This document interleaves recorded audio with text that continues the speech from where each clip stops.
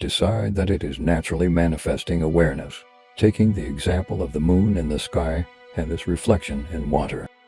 When the moon shines on a lake, it is reflected on the water and the moon appears in its reflection, exactly as it appears in the sky. Similarly, when we have a glimpse of awareness, it is what we call the illustrative wisdom. It is an image of the actual wisdom, something that we can point to as an example of it.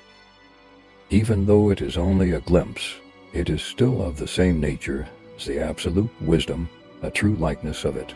Through the recognition of this illustrative wisdom, one is led to the recognition of the absolute wisdom, which is like the moon in the sky. Both rise by themselves, and we should understand clearly that there is no basic difference between the illustrative wisdom and the ultimate awareness or absolute wisdom.